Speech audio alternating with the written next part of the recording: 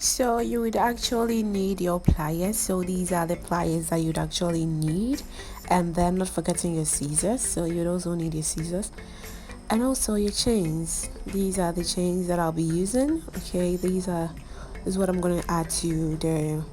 You would also need your seed beads, because without the seed beads, you're basically not gonna do anything. So that's gonna be your main material. You'd actually need your seed beads, and not forgetting our fishing wire, because that is what we're actually going to use to make the waist bead. So this is actually what we are using. So with this waist bead is going to be 1-1 cross. That is how I actually call it. Okay, so you would actually pick one on the left side, then you pick one on the right side, and then you cross the third one. So look at it, you pick one on the left side, pick one on the right side. Okay, so and the third one that you would actually pick, you would actually have to cross it. Okay, so like that. Oh my god, the nails is really worrying me. Okay, so you cross it like that. Okay, you pick one on the left side, you pick one on the right side, then you cross on the third one.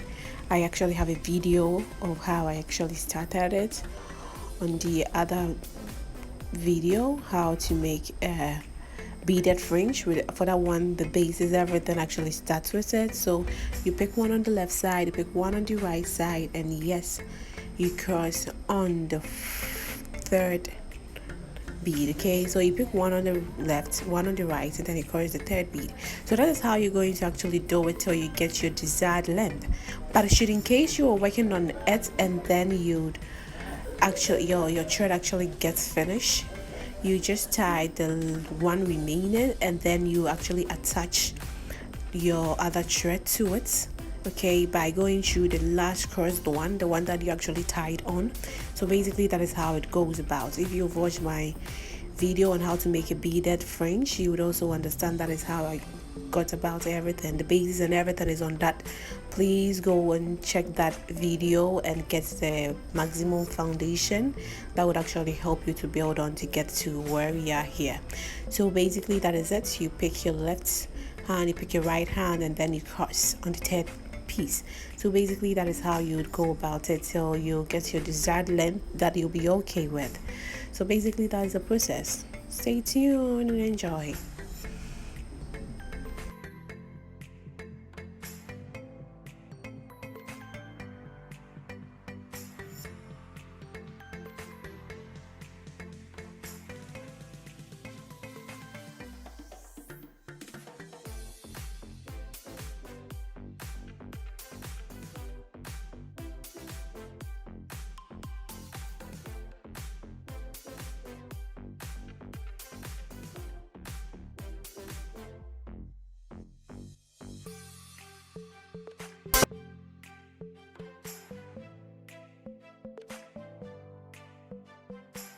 So yes, you pick your left one, you pick the right one, and then you cross on the last one.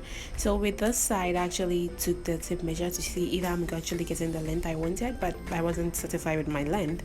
So I added more seed beads, and then I continued up with it. Okay, so basically that's all what happened in the process with the tip measure. I checked whether I've gotten my desired length, and I just wasn't okay with the length I got. So that was it.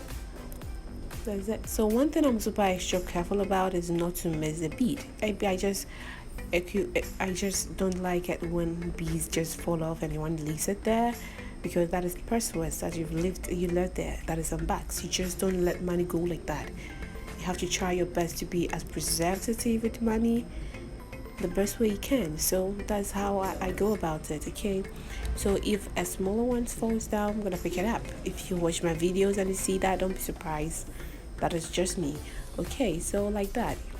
So I pretty much wasn't okay with this, still just making sure I just don't go through it or fill it back up, and then I would have to actually put it back in the speed and spin and stuff like that. So basically that was it. So I hope you enjoyed this video. If you really enjoyed this video, just give it a thumbs up. So with here, I was done with my length, so this is it. I'm actually tying the S's up because I was super extra done with it. I was satisfied with the length I actually got. So I'm just tying them so I could get my preserved length. So this is it. I cut it off, and then not forgetting my lighter. Sorry, I didn't talk about that in the introduction. You need your lighter to melt some things out. You just don't want some things to be hanging around. So I actually checked it whether the length I got was enough now, and I was satisfied with the length I got. So I actually wanted to add a touch of it to it, so that if you're making it for a size 8, a size 10, you're just not so sure of the size of the person, you just can add chains to it, so that before it gets to the person's place or wherever the person is, the person actually can adjust to it, can make some adjustments based on the chain that will be added to it.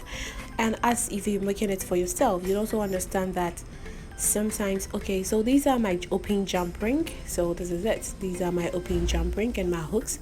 So I basically try and open my open jump ring with my pliers, so I could attach my hook to it, sorry, my chain to it, just like that. Okay, so I can attach it to